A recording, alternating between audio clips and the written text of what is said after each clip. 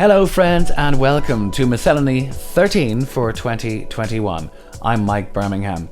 This week we see some vintage TVs, hear about Ireland's first shopping centre, we see a mattress prank and face covering enforced rules in Russia. Well, first to our brain teaser, and a man takes his car to a hotel. Upon reaching the hotel, he's immediately declared bankrupt. Why is this? We'll have the answer to that question at the end of this Miscellany, but now to some vintage pictures.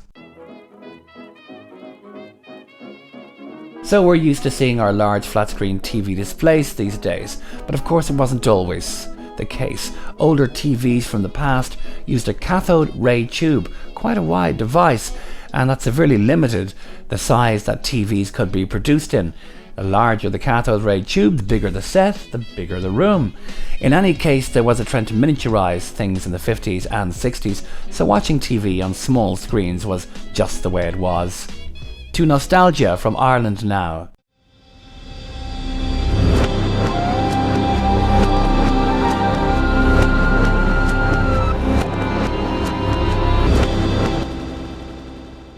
Some events from this week back in time include March 29th, 1859.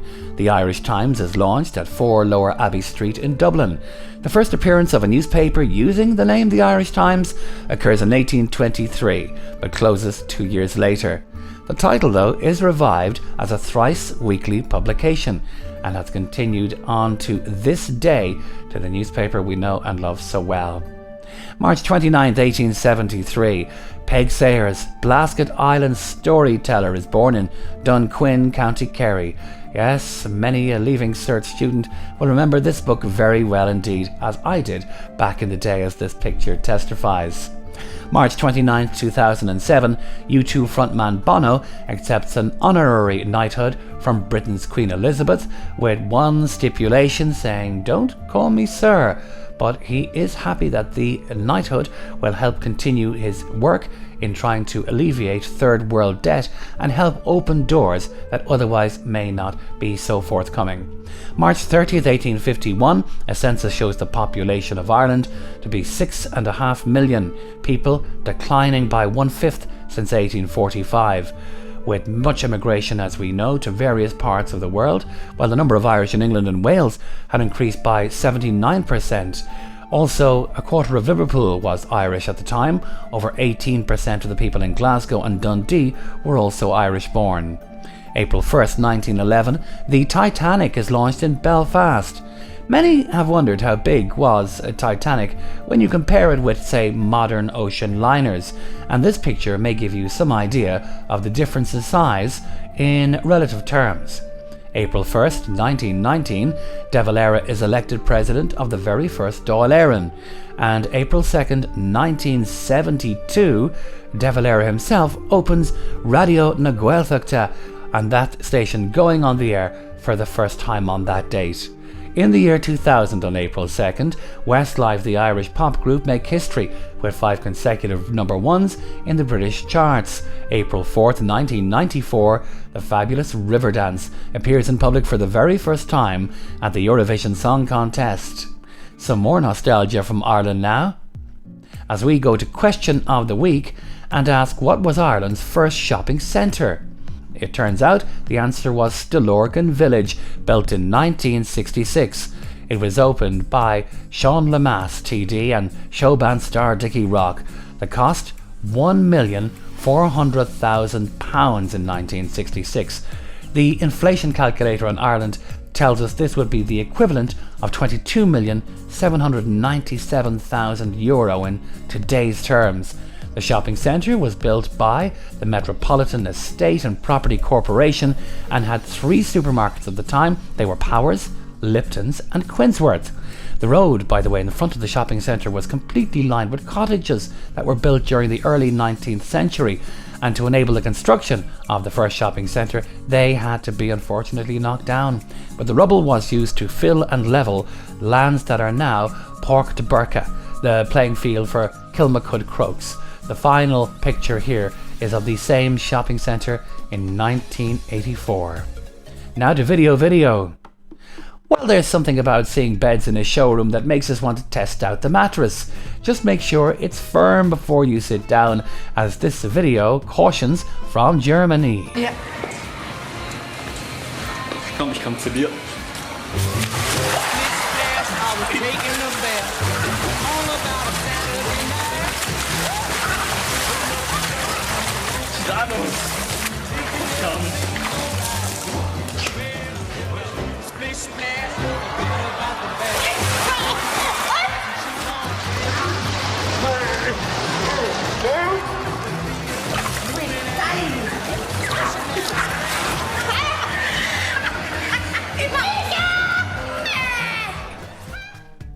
Splish splash, I was having a bath. Over to Russia now, where the enforcement of wearing a face covering while out during this pandemic is strictly enforced.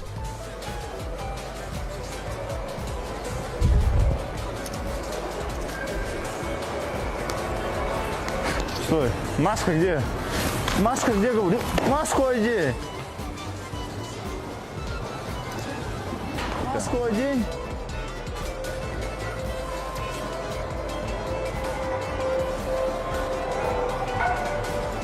Маску одень! Без маски, чтобы не ходил, понял? Had me scratching my head, this one, as to whether that was a prank video or the real deal. Well, our brain teaser answer: a man takes his car to a hotel. Upon reaching the hotel, he's declared bankrupt. Why is this? You probably guessed it, that it is the man is playing Monopoly. He lands on a property with a hotel and doesn't have enough money to pay the rent. Well, now we have our affirmation, thought, and final word here.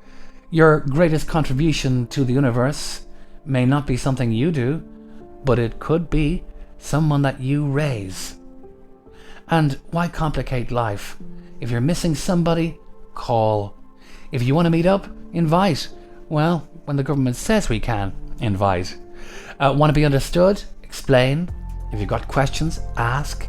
If you don't like something, say it. If you like something, state it. If you want something, ask for it. And if you love someone, tell it. So a couple of things I found of interest over the last several days. Hope you enjoyed watching as well. And thanks so much for joining us.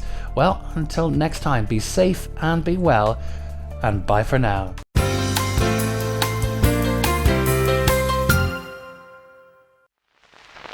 From the home studio of Michael Bermingham,